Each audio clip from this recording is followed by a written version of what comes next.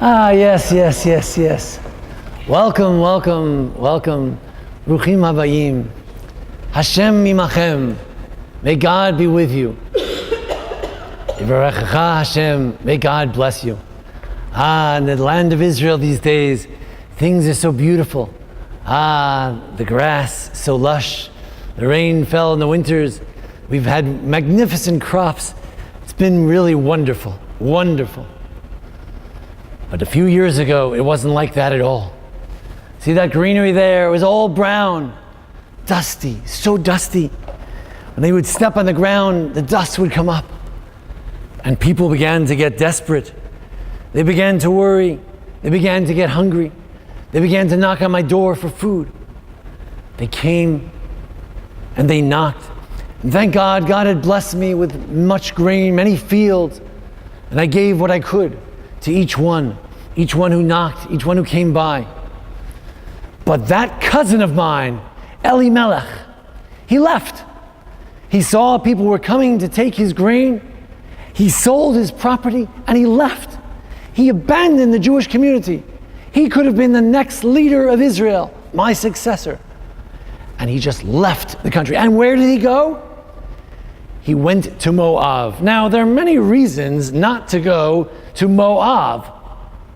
Number one, the beginnings of Moab are very unseemly. Need I mention that the country began a situation of incest? That immorality continued as the Moabites seduced the Israelites in the desert. And then number two, the Moabites are known particularly for injustice. Why do you think Lot went to live, Lot, the father of Moab? Why do you think he went to live with Sodom and Gomorrah? He was the same way. Oh, that must be why Elimelech, my cousin, that must be why he left. So he'd be in a place where no one gave charity, he would fit right in. Oh yes, and that's where Elimelech, the great leader of Israel, that's where he went during the famine, when we needed him most. I couldn't believe it. How can he take two boys to a land where, who is he going to marry? Tell me, who is he going to marry in the land of Moab? And you know it says in the Torah of Moses that the Moabites shall not enter the people of Israel, the congregation of Israel. Who are they going to marry? They go there. Well, to his credit, I will say that I heard that as long as Elimelech was alive, his two sons, Machlon and Kilion, did not marry those Moabites. But then, when Elimelech passed away, I don't understand Naomi. She was a pleasant woman. She seemed to have no control. And those two sons, they married Moabites. I don't know, Orpah or something, and Ruth. They convert, they didn't convert, who knows? So, when Naomi came back to town, needless to say, I didn't rush to go greet her. I know everyone was running to meet Naomi. Oh, Naomi, you used to be so pleasant. Now you're so bitter. Not me. I didn't go greet her. A woman abandons her people, takes her sons off to a foreign land. No, not me. I didn't join her at all. Besides, my wife had just passed away that day. There's no time to be running around outside. But although I have little use for that Elimelech, his wife Naomi, but that daughter-in-law Ruth, it's quite a story, isn't it? Have you heard? It was quite remarkable. She left her entire country. You know, she has a very thick Moabite accent. She left her people, her family, and she said, I'm going with you, Naomi. And you heard what happened. Orpah, the other wife, she also was coming. They walked Naomi a little bit, and then Naomi said, okay, thank you very much, girls, that's very sweet. Go home, gave them a big kiss. Thanks very much, go back to your gods, go back to your people. Thank you, it's nice knowing you. Yeah, goodbye. At that point, Ruth decisively turned to her mother-in-law and she said, Ba'asher telchi elech, where you go, I will go. Ba'asher talini alin, where you sleep, I will sleep. Don't tell me that I should go back to my people and my God. Amech ami. Your people are my people. Ve'elokayich Elokai. And your God is my God. Asher tamuti amut. Where you die, I will die, and there I will be buried. And she swore by God that only death would part between the two of them. Did you ever hear such beautiful words by someone embracing the Jewish faith? She was just like Sarah and Abraham, who left their homeland, left their families to come to the land that God had chosen for him. Truly a righteous convert. So I was excited to meet her. And there she was in the fields, following all the rules. You know, if the reapers would drop one grain, then she would take it. They dropped 2, she would take it. If they dropped 3, she didn't take it. Very modest. She didn't hang out too much with the boys. You know, some of my reapers are not always so appropriate. But she did her own thing. I was very impressed with her. So I came to her and I told her, you know, don't go to any other field. You stay right here. You come, you do the gleanings after the farmers and the reapers, and you can have as much as you want. I heaped on her lots of wheat, and I told her, go back, don't go home empty-handed. Gave it to her. I even invited her for lunch. I did quite a bit for her, actually. Gave her lunch, and she probably hadn't had a good meal in so long. And then told her she could use the well, that the water that was drawn for the shepherds, for the reapers, and she did. And then throughout the season, she continued to partake of the various gleanings, and sometimes maybe we'd have lunch, and she would glean and give her some extra wheat. I was quite generous, I would say. Then one night I was sleeping out in the field. You know, we do that. Thank God, God has blessed me with these magnificent fields, and I have much wheat, and then we thresh it and we winnow it, and then we have piles and piles of grain all around the field. Well, many people would covet my grain. They might come to steal it. So I decided, as I usually do, I sleep out there, I bring a blanket, lie down next to the grain. It's quite pleasant season, still late spring, early summer. And I was pleasantly snoozing there. And then all of a sudden, I felt there was someone there. I said, who is that? Maybe it was a robber had come. Then I saw it was a woman. And who are you? And then I realized it was Ruth. And she said, now, let me tell you something. Before I tell you what she said, it's very interesting. A few weeks before that, when I told her that she should partake of my wheat, she said something strange that sort of stuck in my mind. I wasn't sure what she meant by it. She said, oh, why are you so nice to recognize me? And I'm just a stranger. And I couldn't even be one of your handmaidens. One of your handmaidens. What is she getting at? Did she want to work for me or something? I wasn't sure. She want to be concubine or something? Was she proposing? Proposing that I propose? I really wasn't sure, but you know, I'm kind of an old man. I mean, I've had many children. Unfortunately, they all died. And the wife is gone. Really not for this type of thing. It's not really for me. I don't know what she's talking about. She's a young girl. She could still have children. I don't know what she meant. But then that night, there she was at the Goren, the threshing floor. And all of a sudden, she says, and you should spread your wings upon me, for you are a redeemer.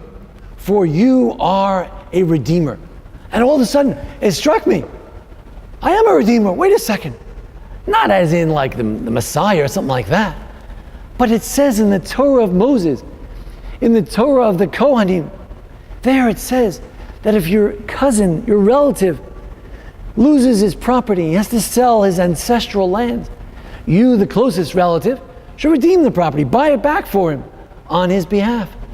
And then I realized, I am one of the closest relatives. I should buy back that Elimelech, even though it wasn't my favorite person.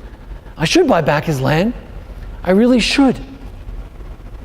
So I said, don't worry, I will do everything you say, but there is a slight problem.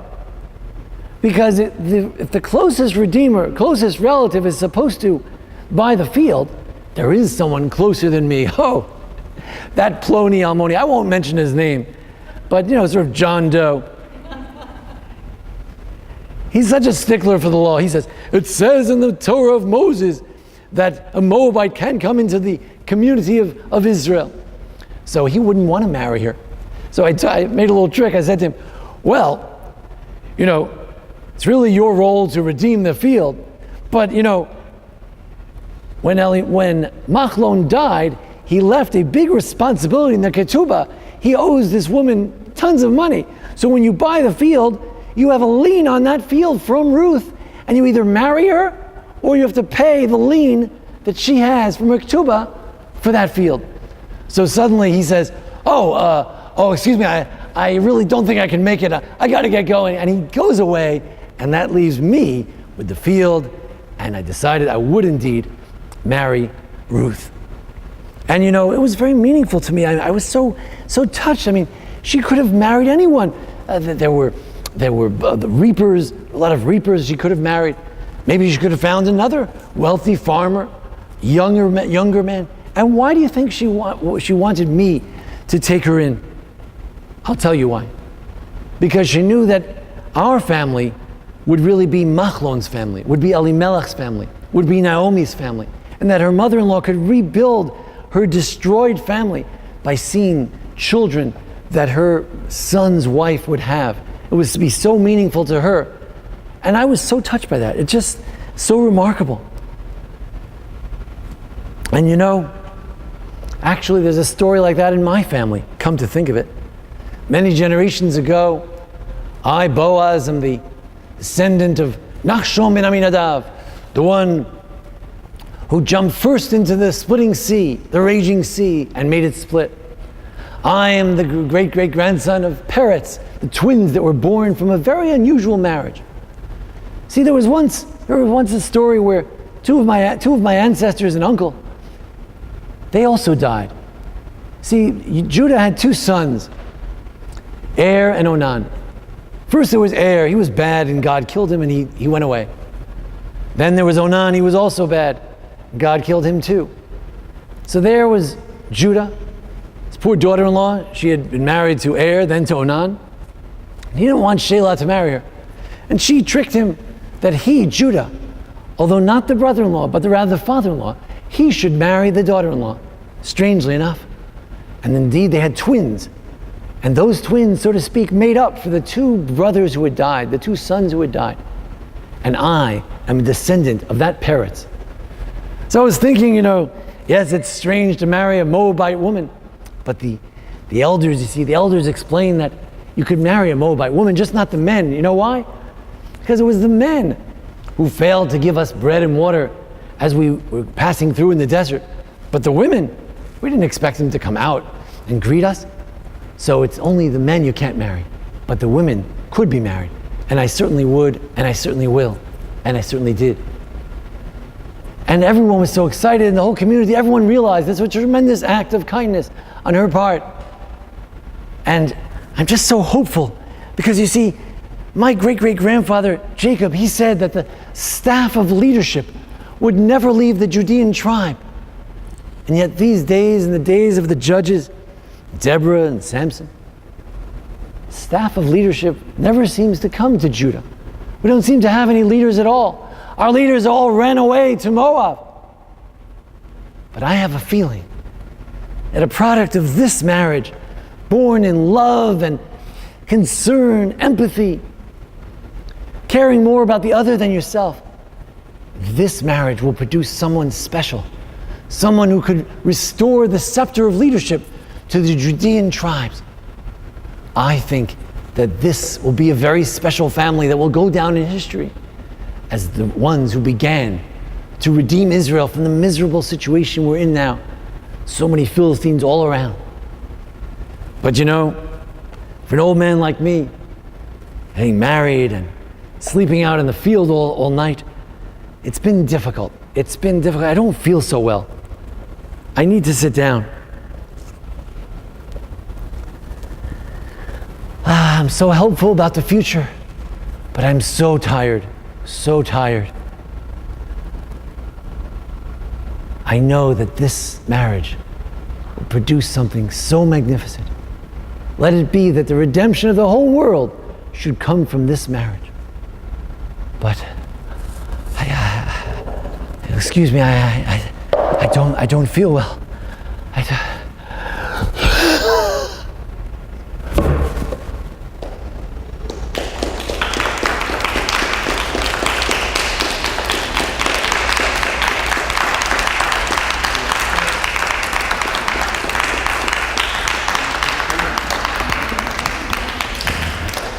Okay, well, a round of applause for our costume director, Gayla Wanderman.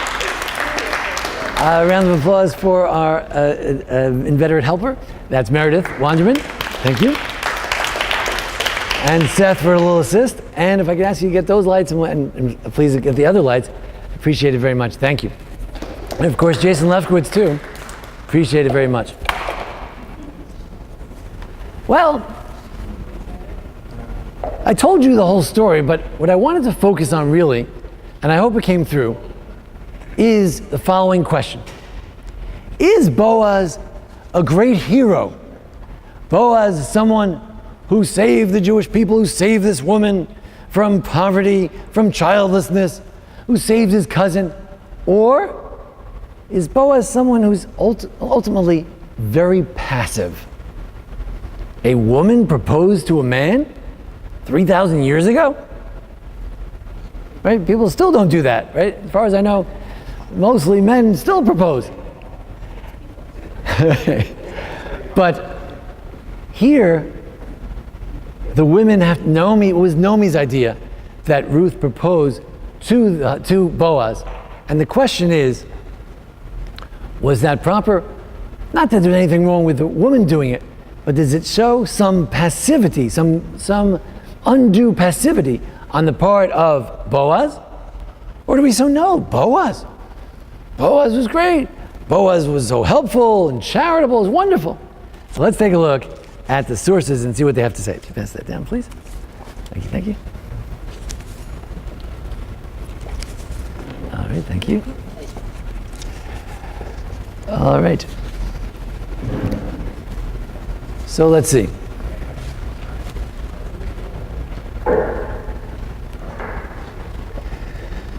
Let's see.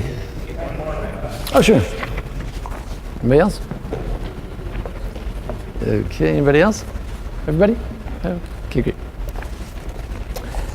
So I'm just going to spare my voice and use the mic a little bit. I hope it's not too annoying. Okay. Any event, so firstly, why did Elimelech leave? Who would like to read that? Rashi, and here someone put in a little commentary on the Rashi. Let's see, Devorah, would you read that? And a man went, very wealthy, and the leader of the generation who left.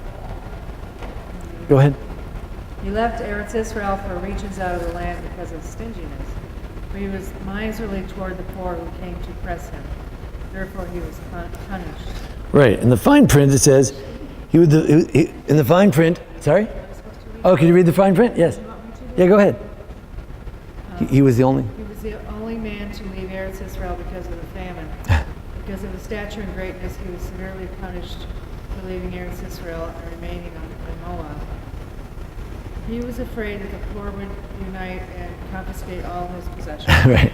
So the Malbim living in the 19th century, having seen some czars being overthrown, thought that Elimelech was also worried that there would be a communist revolution of some sort, and they would overthrow the wealthy Elimelech. So the rabbis have Elimelech dying as a punishment for abandoning the Jewish people. Now let's take a look at the essence of it. What did Boaz do for Ruth? Let's think about it. I want you to think about, is it condescending? Is it charitable? Is it good? Is it bad? Is it generous? Is it miserly? What he gives. So let's see, what did Boaz do for Ruth? Who would like to read that? Pat, would you read that for us? Boaz said to Ruth, "Listen to me, daughter. Don't go to glean in another field. Don't go elsewhere, but stay here close to my girls." Keep reading. Keep going. Yeah. Keep your eyes on the field they are reaping and follow them. I have ordered the men not to molest you. It actually just says not to touch you. Go ahead. And when you are thirsty, go to the jars and drink some of the water that the men have drunk. You don't have to draw it on your own. May the Lord reward your deeds. May you have a full recompense from the Lord, the God of Israel, under whose wings you have sought refuge. He gave her a beautiful blessing.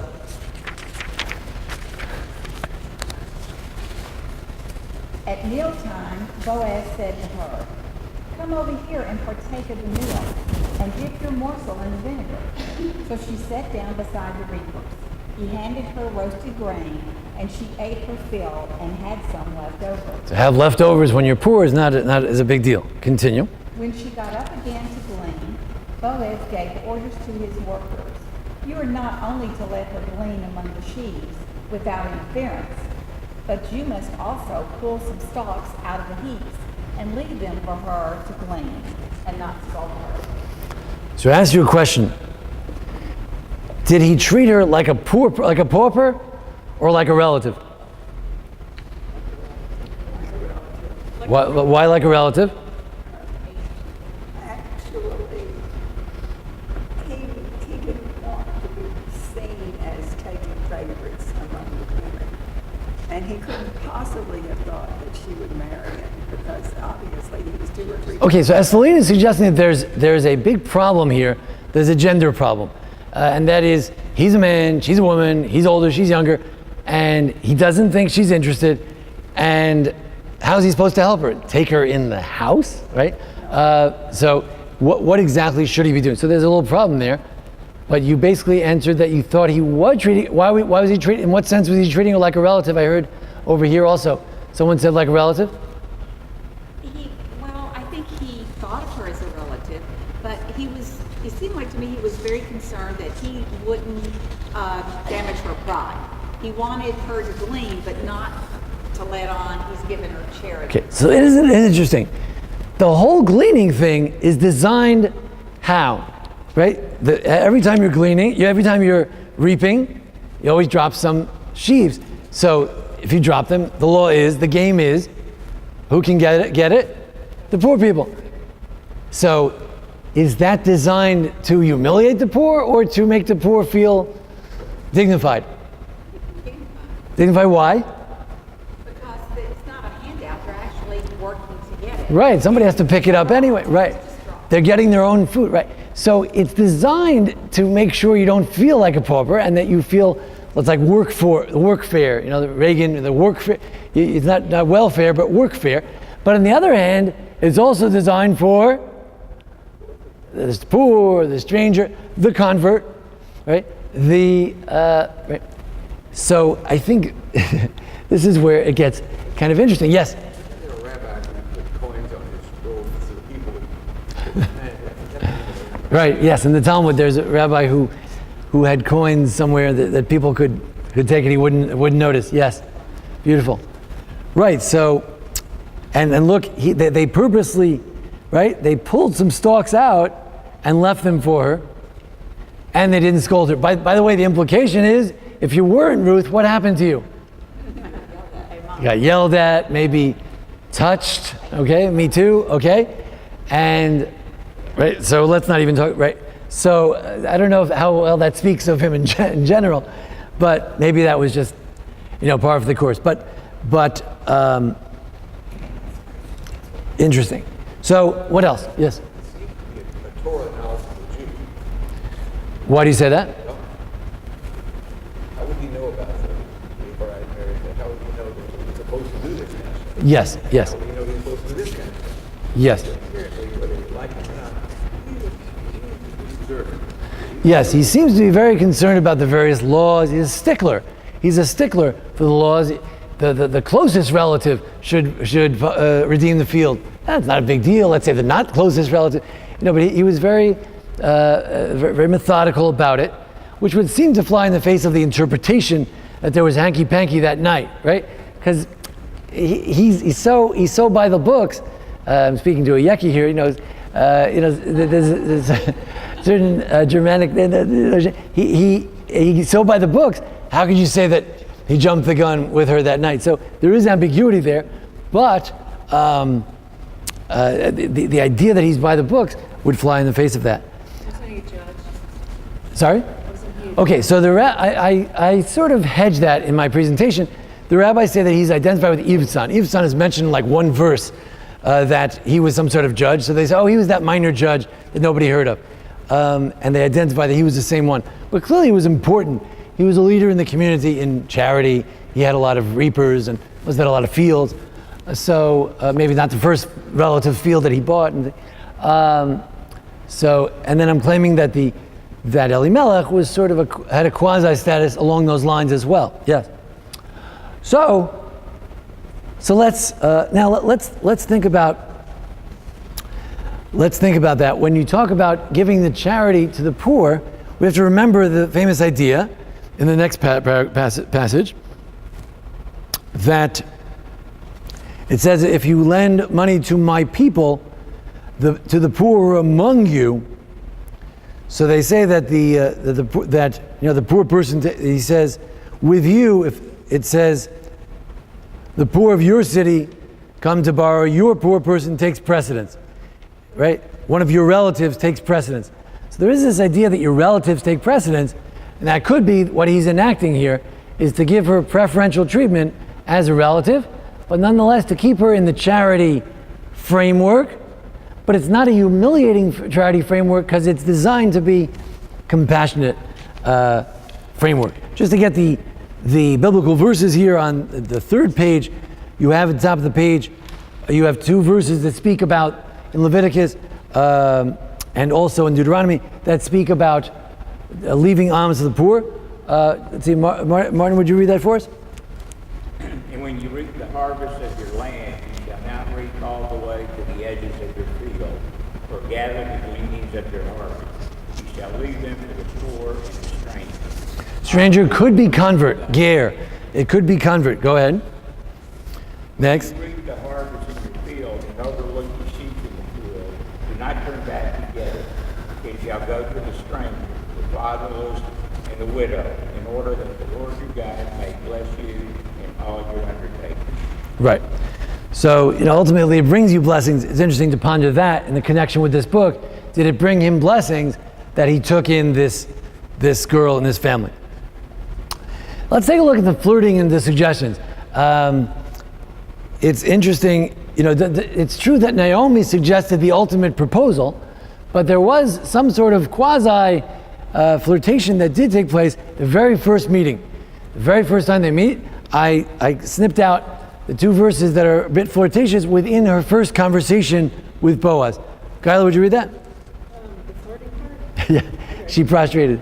She prostrated herself with her face to the ground and said to him, "Why are you so kind as to single me out when I am a foreigner?" What do you call that when a woman asks a man, "Why do you single me out?" Right? Fishing for compliments. Go ahead. She answered, Then he said something, and then she responded. "You are most kind, my lord, to comfort me and to speak gently to your maidservant, though I am not so much as one of your maidservants." Right. You see the suggestiveness there. What is she getting at? What does he mean that she's one of the maidservants? The rabbis compare this to a woman who eventually married David. She said, "Remember me when you can become king." And the rabbis take it to mean, "Marry me when you become king." But in any event, I want to go back to the first page, last English line. May the Lord reward your deeds. May you have a full recompense in the Lord God of Israel, under whose wings you have sought refuge. What is he doing here?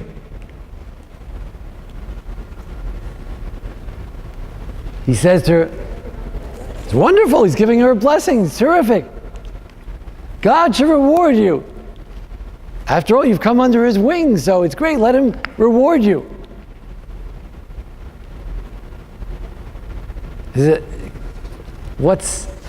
There's something a little bit negative about that.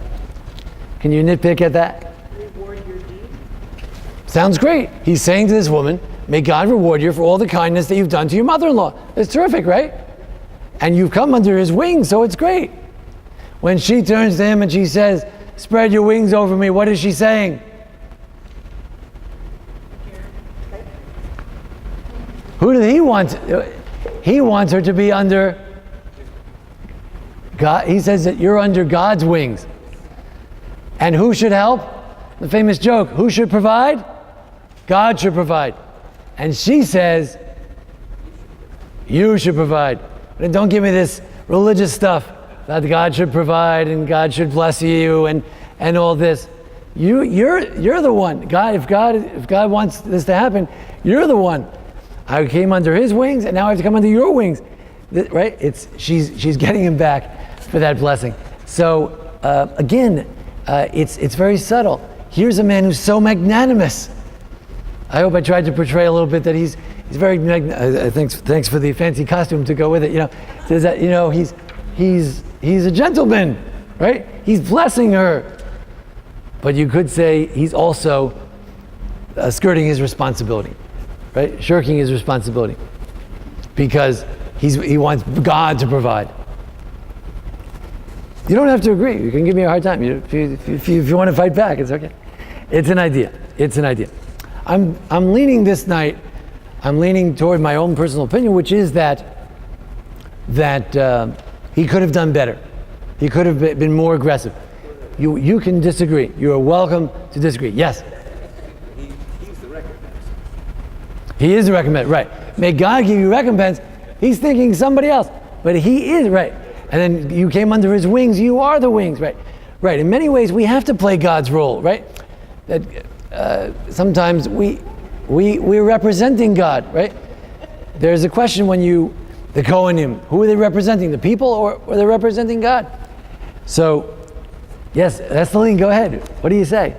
I said he's a man and he just doesn't have a clue. Right. They don't. Well, okay. Interesting, yes. Yeah, but also you sort of hinted this in your speech that he didn't think he was good enough for her. He was an old man. He Right. hadn't been married. Right. So that the old man line says he would have married her in a second. He would be happy to take her in, but it's not appropriate. He's a gentleman. She's younger, and it's only because of the Levirate marriage and that whole thing, and the family and the relatives. It's only because of that there's anything appropriate about it altogether. So that takes off his responsibility. But in the end, what do we decide in the end? In the end, we decided it was appropriate because he is a relative and there is a Levirate marriage. And he's knowledgeable. So what did he miss in the beginning? So right? In the talk. Okay, so there could be a timing question. But the question is, where are they sleeping? Where are they? Yes. A lot to do with this. I don't think Ruth would have ever, Naomi, I think, felt he is never going to make the move if she doesn't. Okay. Good. We're gonna. Yes. Let's skip to that on the last page. Was he ever going to ask? Right. You know that question, right? Was he ever going to ask? Right. We have this problem a lot of times with different guys. Will they ever ask? Right. So it was so wonderful. They had this first conversation, and he told her that she can stay there the whole time and reap and reap and reap.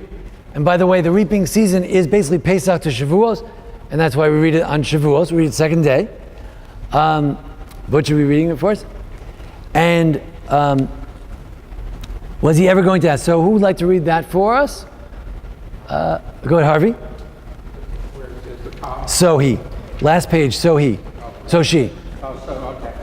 So she took off her widow's No. No? Oh, the very last page. Here. So she. So she stayed. Yes.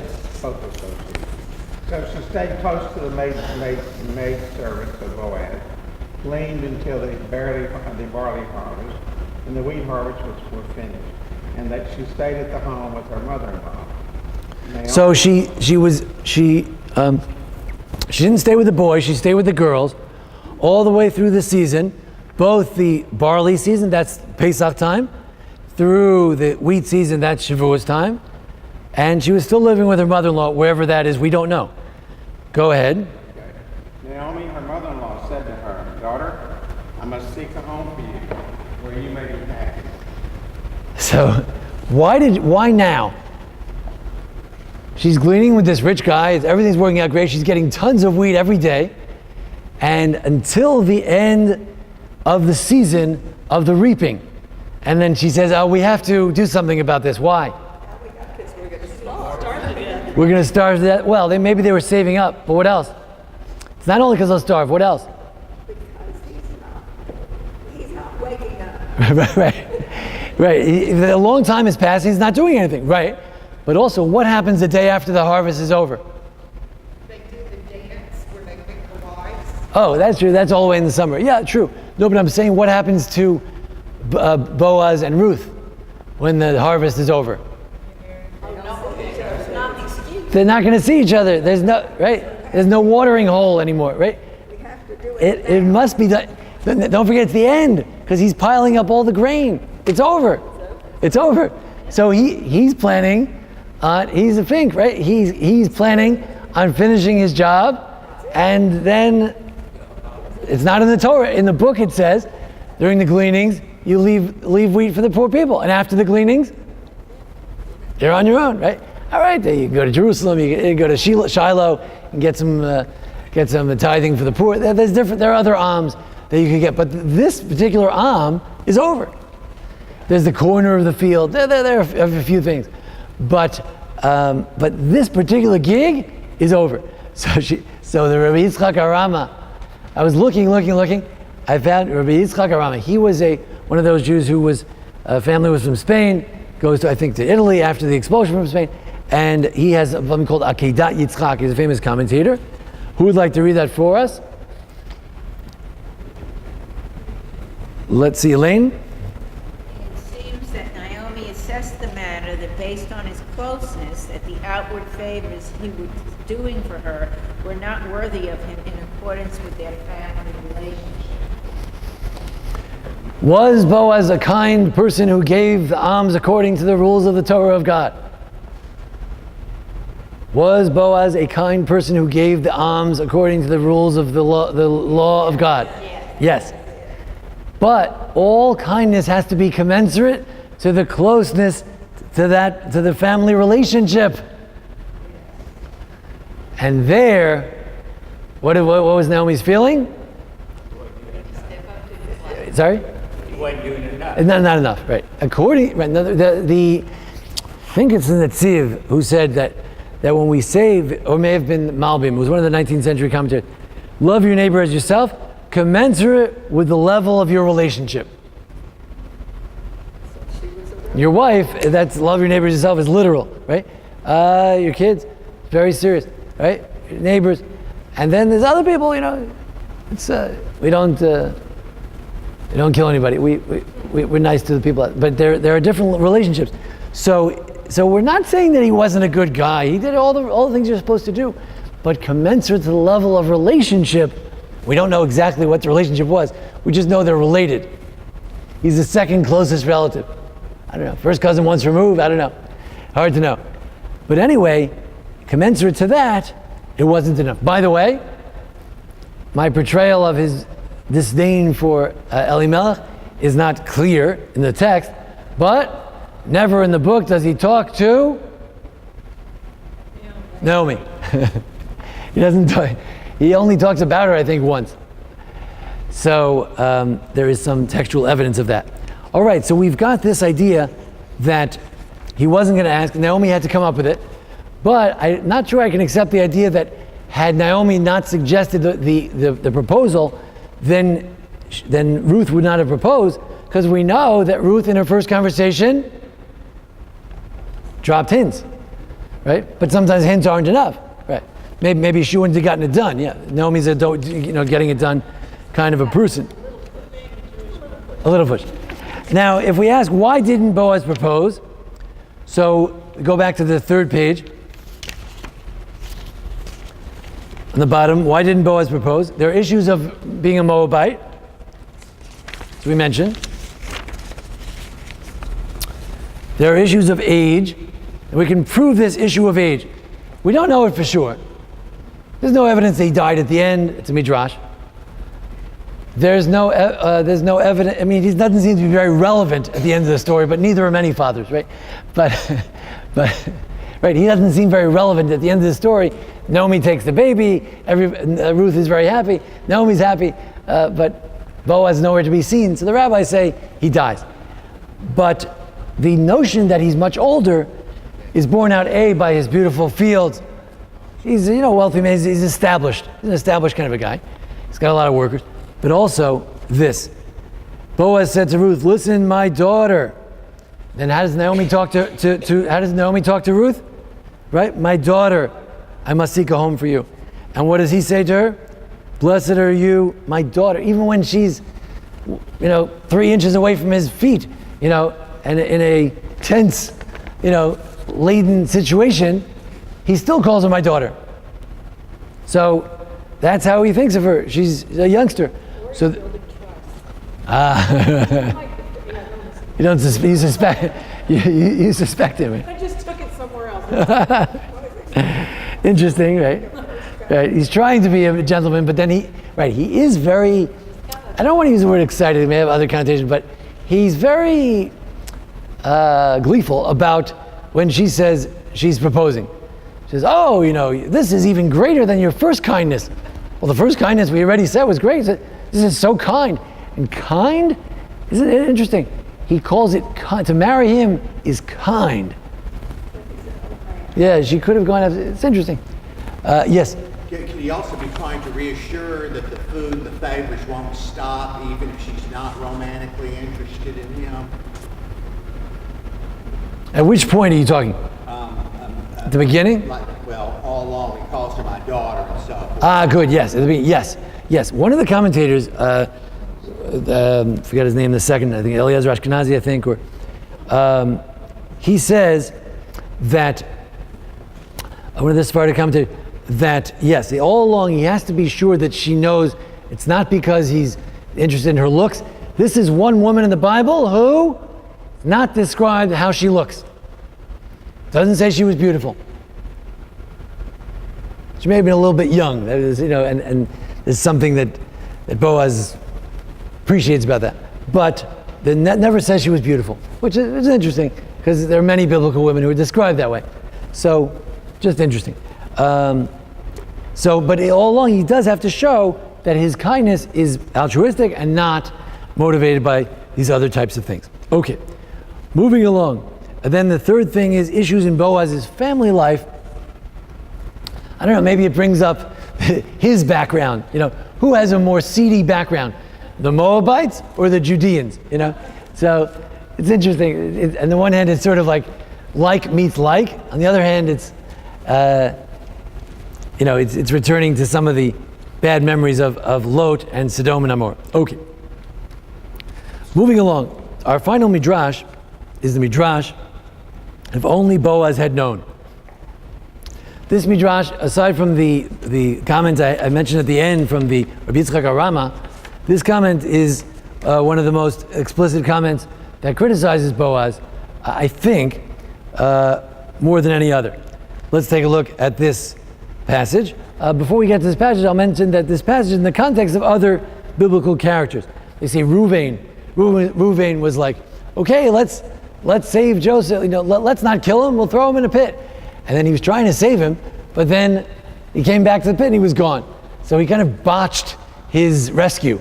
So they say if Reuven realized that he would be written in the Torah, he would have taken Joseph, put him on his shoulders, walked over to his father and say, "Here you go, he's yours." So he didn't really. And they have one other case as well, slips my mind. There's another case where, Aaron. It's very interesting. Aaron is described by God as being very happy that his brother is becoming the leader. He said, "Aaron will be very happy to see you." So Aaron went out to greet him and he kissed him.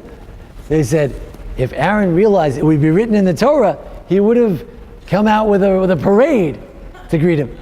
So it's hard to say they're criticizing, it's easy to say they were criticizing Reuven, because Reuven flunks at his job as an older brother.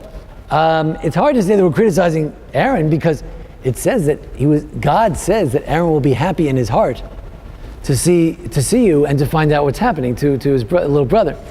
But let's see what they say about Boaz. Sorry? He did run to greet him, yeah, I know. Yeah. It's one of the most beautiful encounter in Tanakh is Jethro and Moses. He falls, he bows, he kisses, he hugs, right? But they eat together. But close is Aaron, close. Number D, toward the end of the booklet, second to the last page, there's a D, if only Boaz. Let's see, Michael, would you read that for us? If only Boaz had known, Midrash Rabbah 5, verse 6. If only Boaz had known that the Holy One, blessed be He, would write about him, he gave her parched corn. It's very nice. He gave her, toasted oats. It's nice, that. What do you eat in the ancient times? Toasted oats. It's nice. It's like the type of candy. Sorry? It could be popcorn. Right. And they used to give kids in the Talmud. They would give the kids toasted oats. Like the cereals we have. Yeah. But go ahead. He would have prepared fat calves for her. Right. He would have given her. What do you mean? He took her to lunch. The woman hasn't eaten in like 3 years. He gives her, a lot of wheat, the parched corn for his lunch. That's good for his reapers, but she's a special guest. Go ahead. It was a workman's lunch. It was like, I'm such a kind guy. I know I'm going in a little bit hard here, but I'm such a great guy. I took her in the back. You ever go like AutoZone? They have like a lunch room in the back, and we were all eating lunch and we had our hard hats on and everyone's smelly from this, and we all, it was wonderful. I was so kind to her, it was really terrific. Right. Took her out to the finest restaurant. Right. Okay, go ahead. In the past, when a person did a mitzvah, the prophet would write about it. And now when a person does a mitzvah, who writes it up? Elijah writes it. And the Mashiach, King and the Holy One, blessed is He. Right. So this is an interesting aside, an interesting lesson for tonight, that sometimes if we would realize how significant some of the actions that we take would be, we would do it with more zeal, do it better, do it smarter, do it stronger, do it even better. So here it's right. So it seems to imply that Boaz could have done it better. Now, if we look at this, I did not make this idea myself. I didn't find it in writing, but when I was in the yeshiva many years ago in Har Zion, this is how it was taught to me, that we have to know the period we're in. What period is it? Well, we don't know exactly, right? We don't know which judge judged at that time, unless it's Ivsan. That's a possibility. Some say it's the time of Manoach and Shimshon. That there's a cute story, Midrash, that Naomi says, let's find some Manoach for you. Manoach was Samson's father. What does he have to do with anything? Manoach means rest. He said, let's find a rest, but the word rest is the same as Samson's father's name.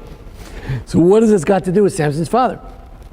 So the Midrash says, well, this Boaz was married and he had 30 children and they had 30 weddings. And at all his weddings, he never invited Manoach, because he didn't really have any children, and he figured he wouldn't invite him to his wedding, and so he never invited him to his wedding. So as a punishment, all his children died. I mean, that's the midrashic way of talking. Okay, don't take it too seriously. That's just the way, they're trying to preach that you should be kind. But now she says, you know what? Let's get married. Naomi says, marry the girl and be sure to invite Manoach. Be sure to invite Manoach to this wedding. Things will turn out much better. Right. So let's find Manoach. Let's get him to the wedding. Okay. But seriously, the book is saying, look at this. The Messiah himself, David, from this child, Oved was Yishai, and from Yishai was David.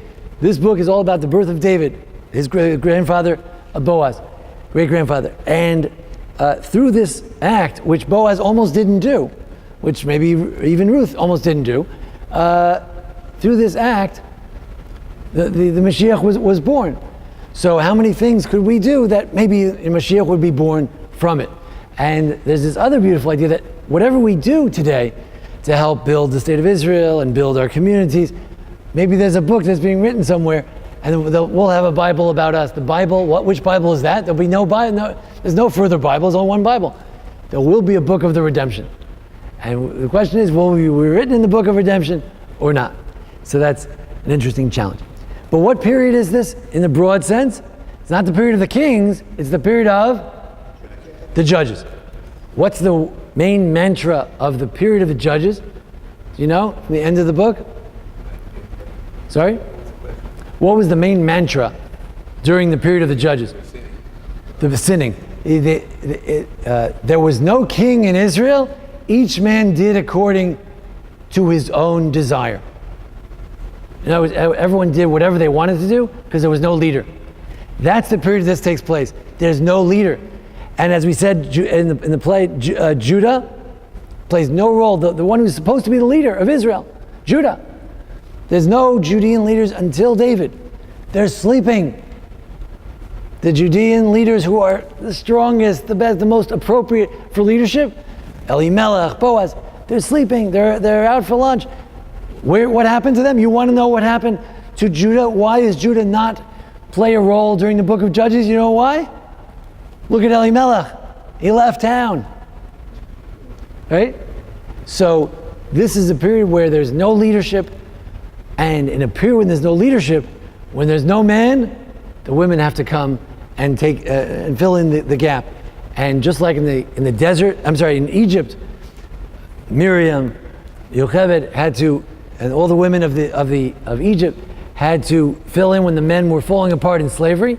So too, the period of Judges was also a period of slavery. In many decades during the period of the Judges, Jews were enslaved to the local people, the Chetzron people and the Philistines, whoever was in that area, Ammonites, tons of people. They were enslaved, they were downtrodden, and they lost a certain oomph and a certain initiative, and Naomi's trying to help them get back that initiative. And it's through this initiative, she helps him become a man and do what he's supposed to do and take responsibility and become Judah again. Remember, Judah was also like, my daughter-in-law, she killed off 2 sons, let's just forget about it. And then Tamar had to say, no, there's a rule. I lost 2 husbands, you have to make up for it. And she forcibly marries him, and they have twins to make up for the 2 sons. And that's how Judah's born. Judah's also a little bit passive, but the women correct him and they bring him back into line. And next time we're going to talk about David and his wife rebuking him and Michal trying to get him in line, and we'll see how well it works or it doesn't work. The women are going to try to direct David as well, and we'll see how that works. But in any event, so maybe we have here a period of weakness of leadership, and a vacuum of leadership, a period of no Judean leadership. The women step up, both Naomi and Ruth do what they have to do. They restore lost Jewish souls who were lost, who were killed, who died in famine, and who didn't do what they should do. And as a result of taking the reins again, Judea rises again and eventually brings us David, who eventually was destined to save the Jewish people and eventually to save the world. So.